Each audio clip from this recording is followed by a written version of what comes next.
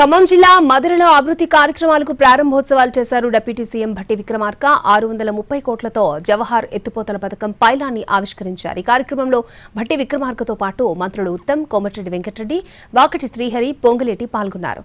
మధుర చేరుకున్న మంత్రులు ర్యాలీగా వంగవేడికి చేరుకున్నారు. మంత్రులకు గ్రామస్తులు ఘన స్వాగతం పలికారు. ర్యాలీగా వచ్చి జవహర్ ఎత్తిపోతల పథకం పైలాన్ని ఆవిష్కరించారు.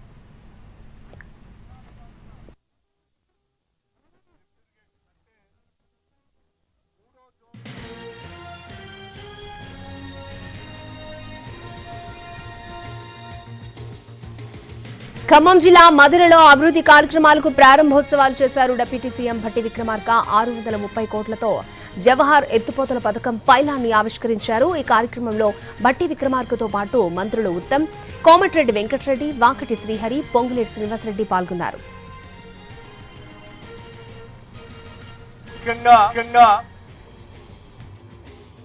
ఈ జవహర్ లిఫ్ట్ ఇరిగేషన్ గురించి మాట్లాడుకోవాలనంటే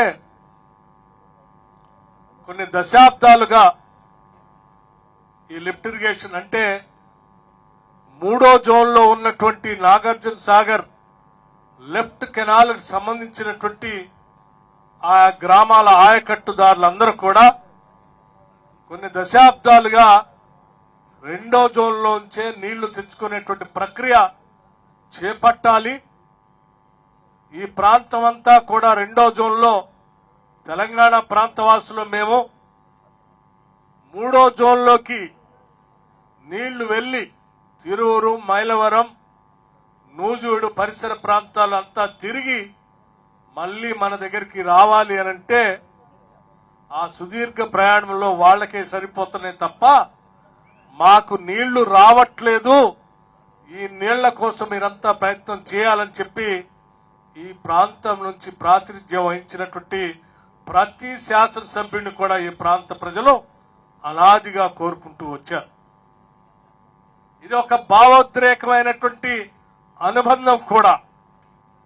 తెలంగాణ ప్రాంత రైతులుగా మేము ఈ తెలంగాణ ప్రాంతంలో పారుతున్నటువంటి నాగార్జున సాగర్ లెఫ్ట్ కెనాల్ కు సంబంధించిన నీళ్లని మేము నేరుగా పొందకుండా ఆంధ్రాలోకి వెళ్లి అయిపోయిన తర్వాత అరకొరగా మాకు నీళ్లు తెచ్చుకునేటువంటి దుస్థితి నుంచి మమ్మల్ని కాపాడండి అని చెప్పి కొన్ని దశాబ్దాలుగా ఈ ప్రాంత ప్రజలు, రైతాంగ సోదరులు కోరుతా ఉన్నారు.